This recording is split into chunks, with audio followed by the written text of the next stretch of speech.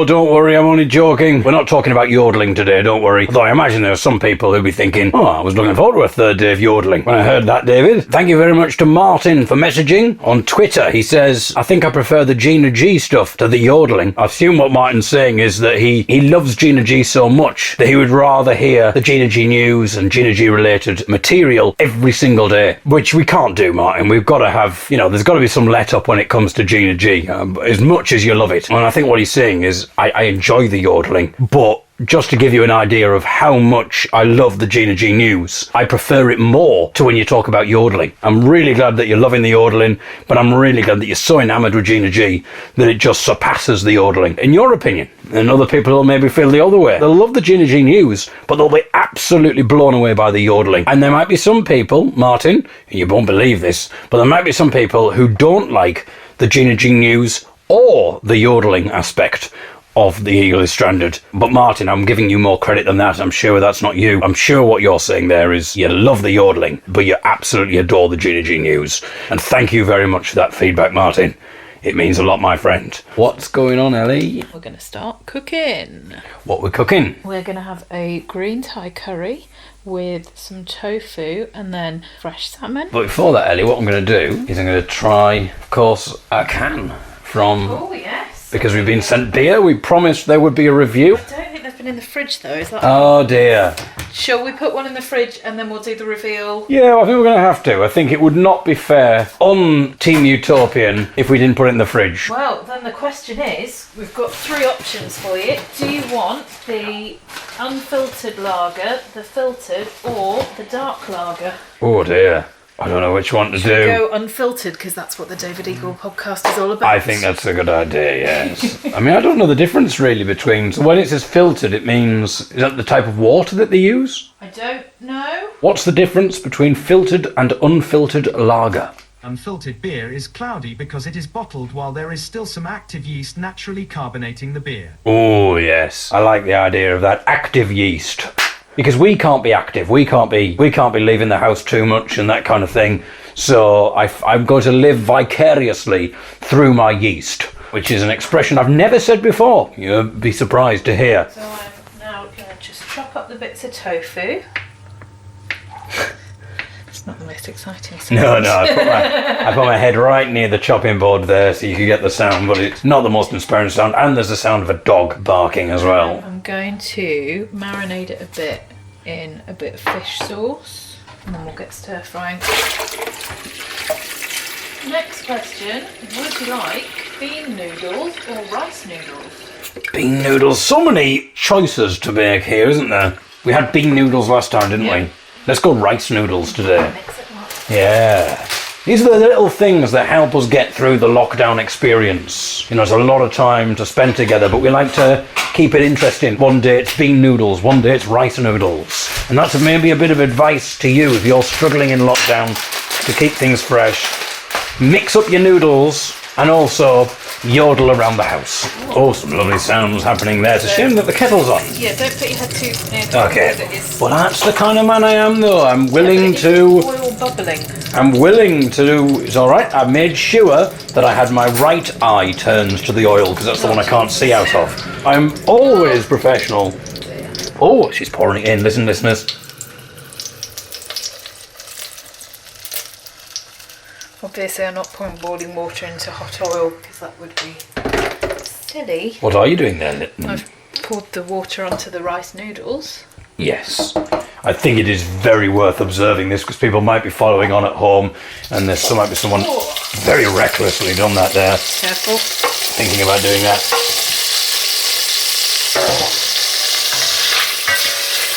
So this is the tofu just going into the oil. And it's just got a bit of fish sauce on, which is why it's a bit smelly. Smelly is not the right word because that suggests it's not nice. There is an absolutely delightful aroma It's now got a fragrance. permeating already, and it's only been on for 5 seconds. But it's just such a lovely smell. That's where you get this, mate. Normally I would make my own green Thai curry paste, but frankly, I can't be arsed. So that is a Marks and Spencer's green Thai curry paste. They're not sponsoring us, but they could. Oh, that'd be nice. We could get the Marks and Spencer's voiceover lady to say things like, "This isn't just any podcast. This is a podcast featuring the Gina G News. This is a podcast featuring yodeling." So I'm now cooking the tofu in the green Thai curry paste. There is a very much a Thai fragrance about this now, and I think the problem is should have really taken off my tie before leaning so close to the wok. Coconut milk going in. And you'll notice instantly how the sound changes. I'm just swilling the can out with a bit of water. Get the rest She of knows it. all of the words to use. Smelly, Swill. swill. Lovely adjectives there, really conjures up. It does, doesn't it? Now, we've mentioned this last time we did a cooking version of the Eagle is Stranded. Unfortunately, we're not cooking on gas in more than one way, arguably, but we are cooking on an induction hob, which isn't as interesting when it comes to the sound. One of my favourite sounds is the sound of frying. Like when you just simply put onions in a pan of oil, and just that sound of frying is just absolutely delightful. Interesting what sounds people find soothing. I'm not saying I'd find that sound soothing to get to sleep to. I would probably, if I wanted. One of the best night's sleep I ever had was when I was sleeping outside on a balcony thing in someone's house. They had like a outside bit, yeah. Oh, was that with Canada? Yeah, with a bed, and it was absolutely glorious just hearing the sound of the cicadas, and there was a lake, and it was just the best sound. Normally I would listen to something before going to sleep, but this time I didn't, and I didn't need it to get to sleep because the general ambiance was just so nice. But generally I don't really use sounds to get to sleep. When I was having trouble sleeping, I think when I came back from Canada and I had a bit of insomnia, I experimented with all sorts of things to get me to sleep, including using an app which would generate certain noises, and I think a lot of babies use that, as in parents use it for their babies. It sort of generates various sounds to help you get to sleep. Some of them are free, but some of them are premium that you've got to pay for. And it's quite interesting, the ones. In fact, I'm going to go upstairs and I'm going to get this app so we can hear which ones, because I just find, well, firstly, I find some of them absolutely ridiculous. The idea that these would get you to sleep. Like, because it's got the usual stuff that you'd expect, like a babbling brook. Well, actually, I'm not a fan of the babbling brook. I wish he'd bloody shut up, to be honest. Just some sort of American guy chuntering away. White noise, deep sleep sounds. It's called White Noise Deep Sleep Sounds.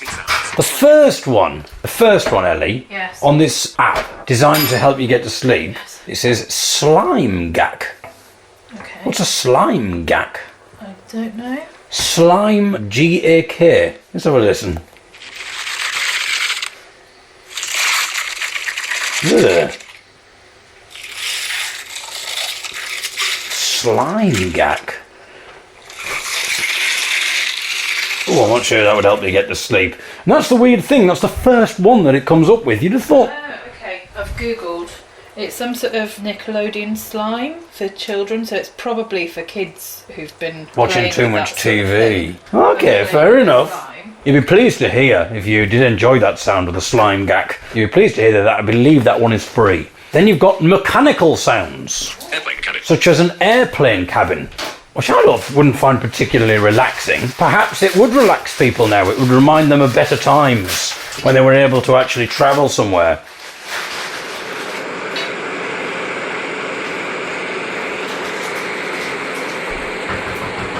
I mean, I assume it just does this. I assume it doesn't do announcements halfway through, and just as you're falling asleep, I do apologise, people, we are experiencing high turbulence. Maybe someone, oh bloody hell, can I have a sick bag? I'm assuming it's not going to be that kind of thing. Air conditioner. So it's doing it alphabetically. My advice, if you're doing a sleep app, get your Babbling Brooks on first. Get your lakes, get your oceans, the classics. Air filter. I prefer my air unfiltered. It's got active yeast in the air conditioning. Clothes dryer. Foghorns. That's really Spaceship relaxing. hum. Premium. Ah, but now we get into it. Spaceship hum. Now, if you're thinking, yes, that sounds like it, I'm afraid you've got to pay for that. It's a premium sound. I can't show you what a spaceship hum sounds like because I'd have to pay for it. Really, I don't want to do that. But I wouldn't imagine, why would that be relaxing? If you were abducted by an alien, you wouldn't go, oh, brilliant, this is lovely, I'll have a lovely night's sleep now. I'm not sure why a spaceship hum would be particularly relaxing. And also, who's there going, I'm not going to sleep with an airplane cabin. There's no way I can sleep. I'm going to have to fork out for the spaceship hum. Grandfather clock is a premium. Highway is a premium, unfortunately. So if you want to hear the sound of traffic, you're going to have to pay for it or open your window. However, you'll be pleased to hear, listeners, I'm going to go through the entire thing. We're only up to F at the moment. I've realised this could go on for quite some time. Bear with me, listeners. Ferry ride. You'll be pleased to hear that is free. Let's have a listen to that. Oh, yes. Sweet dreams. Oh, that's not part of it. That was Ellie hitting something with a ball. I would arguably say that what you just did there, Ellie, was more relaxing than that bloody noise there. Also, what's weird about this is if you want a rain on a tent, you can get that for free. But if you want rain on an umbrella, I'm afraid you're going to have to fork out for that. Who is sort of going, no, it's got to be a rain on an umbrella. I can't have a rain on a tent. But if it's too much rain for you, and you would prefer light rain on tent, I'm afraid you're going to have to pay for that. But if you just want light rain, then you can have that for free.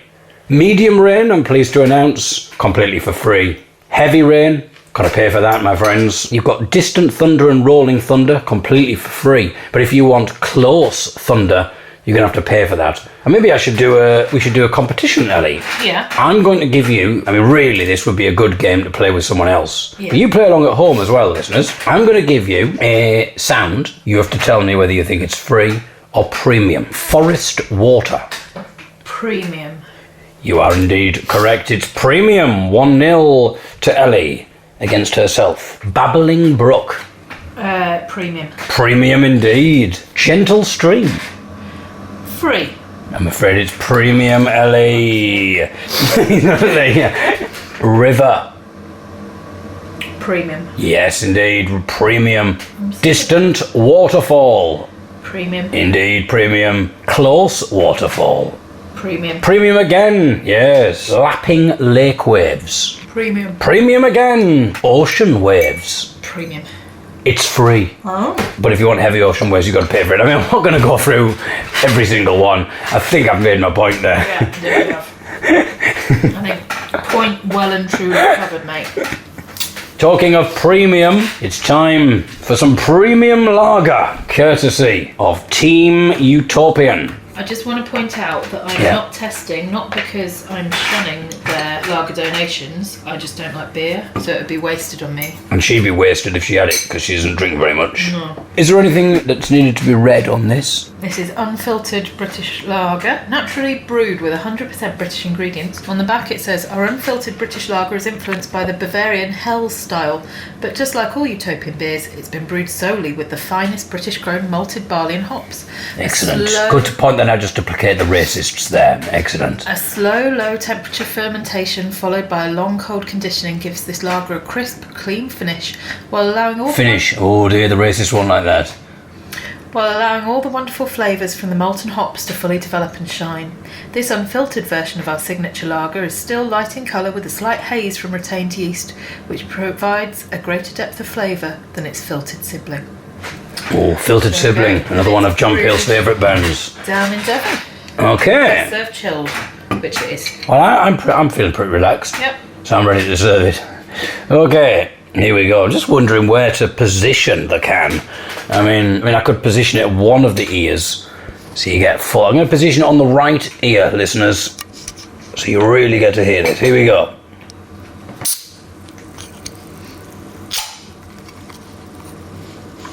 Lovely. Okay, I'm going to take a taste of the lager now.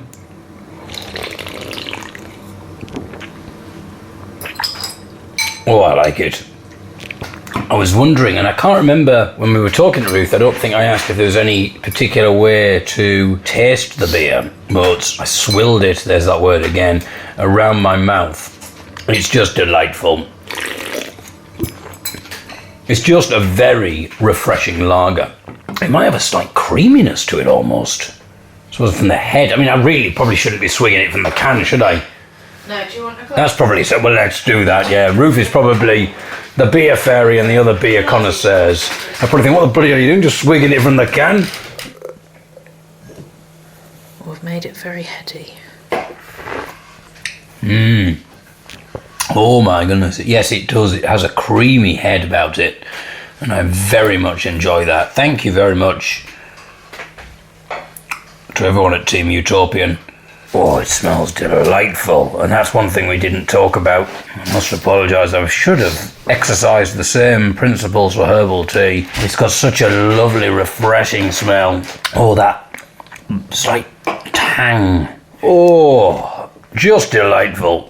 Oh, I've spilt some on the table. As long as it doesn't go on your recorder, we're all right. It's on the wire a little bit, but wouldn't it be? I mean, imagine the irony of If this beer breaks the recording.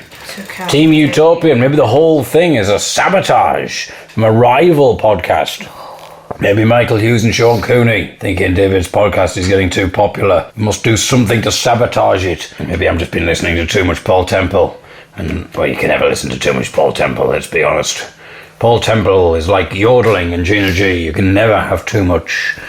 And on that note, goodbye.